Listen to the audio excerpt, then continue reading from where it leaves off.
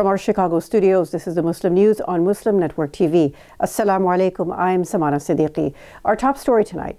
The Department of Justice is investigating ties between Senator Bob Menendez and ISEG Halal, a startup company in New Jersey. The investigation is examining whether Menendez or his wife Nadine Menendez received undisclosed benefits from the company, such as a luxury car or an apartment in Washington.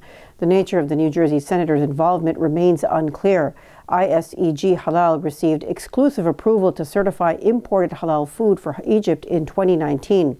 This was an unexpected development as the founder, Wael Hana, had no previous experience in the halal industry. Before 2019, several American companies shared responsibility for certifying meat exported to Egypt under Islamic law. In November 2019, the FBI searched the offices and home of Hana, an Egyptian-born U.S. citizen. Hana was not charged. A spokesman for his company denied wrongdoing and stressed that Senator Menendez received no preferential treatment in exchange for the alleged gifts. Menendez previously faced a federal bribery trial that ended without conviction. With a new resolution, Congress has taken a significant step toward recognizing Islam as a major religion and highlighting its role in promoting peace and harmony. It was introduced by Congressman Al Green of Texas and supported by Representatives Ilhan Omar, Rashida Tlaib, and Andre Carson. The resolution aims to enhance understanding and respect for Islam within American society and counter efforts to portray it as radical. It also highlights Islam as the second largest and fastest growing religion globally, with around 2 billion Muslims worldwide, including over 3 million Muslims in the U.S. The resolution has now been referred to the House Committee on Foreign Affairs. A former Minneapolis police officer has been sentenced to 4 years and 9 months in prison for his role in the death of George Floyd. Officer Tu Tao kept onlookers from the scene where another former officer, Derek Chauvin, knelt on Floyd's neck for nearly 10 minutes. Tao testified that he served only as a human traffic cone, but the judge found him guilty of accessory to manslaughter. The judge said Tao's actions were objectively unreasonable and that he had a duty to intervene to stop the other officer's excessive use of force. Tao's sentence is 6 months longer than prosecutors recommended. He will serve his state sentence concurrently with his 3.5-year sentence for a civil rights violation conviction.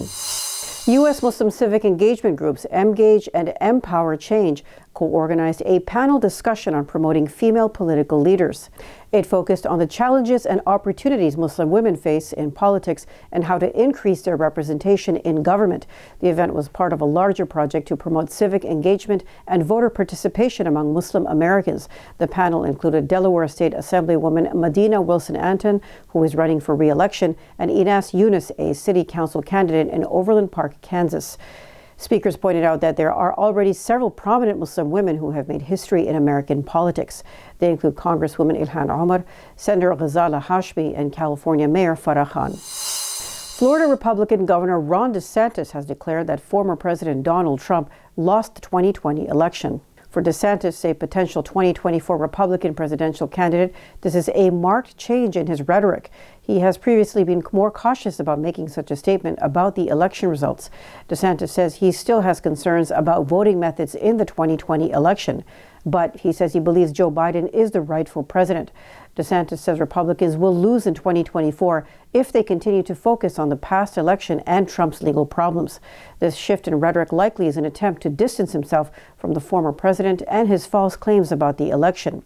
Trump remains popular with many Republicans, but his legal woes and continued focus on the 2020 election are seen as a liability by some GOP leaders. DeSantis is a potential challenger to Trump for the Republican presidential nomination next year. DeSantis is trying to make himself palatable to a group of Republicans who are looking for a candidate unaffiliated with Trump. A Palestinian teenager has died from injuries inflicted by an Israeli guard in the West Bank last week. According to Palestinian official news agency Wafa, the 17-year-old died of a severe pulmonary attack. He was receiving treatment at a hospital in Ramallah for injuries in his chest and abdomen. Last week, the teen was shot by an Israeli guard in Ofra, an Israeli settlement, while he was in his vehicle. According to UN figures, settlers carried out over 500 attacks in the occupied West Bank between January and July 24th. Iranian lawmaker criticizes bill imposing harsh penalties for not wearing headscarves. Details after the break, so stay tuned and we'll be right back.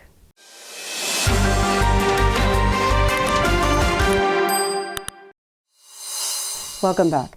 Iranian parliament member Ghulam Raza Nouri Ghazelje has criticized a new bill that would impose harsh penalties on Muslim women who refuse to wear headscarves.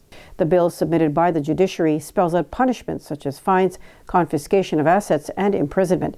Ghazelje says the bill lacks social support and could harm existing laws. He adds that the draft is too broad and does not take into account current conditions and needs. The bill is under consideration by Parliament and is scheduled to be voted on next week. Mandatory hijab has been in effect in Iran since the 1979 revolution. Russia's termination of the Black Sea Grains Agreement has led to an increase in market prices for grains in Somalia. 25 African countries, including Somalia, rely on Russia and Ukraine for much of their wheat imports. Some rely on external sources for over 90% of their grain needs. The suspension of Russia's participation in the agreement has led to an increase in prices in the Somali market. The agreement was signed in July 2022 to resume grain exports from Ukrainian ports, which were interrupted by the Russian-Ukrainian war. Russian President Vladimir Putin announced during the Russia-Africa summit on July 27th that his country will supply grain free of charge to 6 African countries, including Somalia, over the next 3 to 4 months. But Russia says part of the grain agreement has not been fulfilled. At issue were the lifting of banking restrictions and the ability to ship fertilizer. Turkey, a signatory to the agreement, urged Western countries to address Russia's concerns in hopes of maintaining the agreement. A court in France has suspended a controversial ban on Burkini swimsuits in a seaside town. The French Human Rights League petitioned against the decision of the town of Fréjus to ban Burkini swimwear. The ban was imposed by its mayor, David Rachlin, a far-right politician. The Toulon Administrative Court suspended the decision. In its ruling, the court said the ban was contrary to the principles of secularism. Rachlin argued the court's decision is against the safety of the public as well as hygiene rules. Afghan refugees living in the UK are at risk of homelessness after the government began evicting them from hotels. It is feared refugees who cannot find long-term accommodation will become homeless. 8,000 Afghans currently living in hotels were served eviction notices in May. Local governments are expected to come under significant pressure as they are already dealing with over 100,000 families in emergency shelters. The government gave refugees 3 months' notice to find long-term housing. It has allocated over $300 million in new funding to support the resettlement process. But experts say this may not be enough to meet the need. Afghan families arrived in the UK after the Taliban took over the country in 2021. The Afghan resettlement program officially opened in January 2022. It was primarily for the resettlement of Afghans supporting the British effort in Afghanistan. According to UK officials, about 24,000 people have been resettled under the program. In the outskirts of India's capital, New Delhi, the latest wave of communal clashes has led to the demolition of Muslim homes and businesses. Although the Indian High Court halted the demolition, 350 families have been left homeless. Last week, tensions escalated in the Nuh area of Haryana state, about an hour away from Delhi.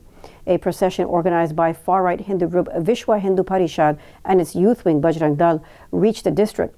Clashes broke out between Hindus and Muslims in the Muslim-majority district. According to Hindu groups, the violence was triggered by alleged attacks on their procession. They claim vehicles were set on fire and stones were thrown. Muslims claim a Facebook video posted by Monu Manesar, a Hindu vigilante, contributed to the tensions. He is implicated in the lynching of 2 Muslim youths from the area. The clashes caused the death of a young imam who was beaten and stabbed by a Hindu mob and the destruction of mosques and other property. In the past 4 days, the right-wing Bharatiya Janata Party-led Haryana government bulldozed more than 350 shanties and 50 cement buildings, including hotels, stores, and houses.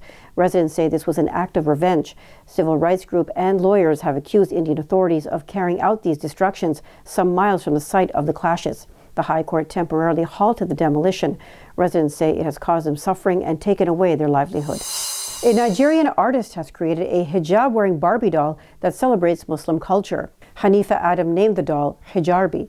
She started the project in 2015, fueled by the lack of modest clothing and hijabs on social media. She has received overwhelmingly positive feedback for Hijarbi. Many people praised Adam for portraying Muslim women in a positive light. She noted the portrayal of hijabi women has improved since she created the doll. Adam has designed more than 70 garments celebrating Muslim fashion and culture.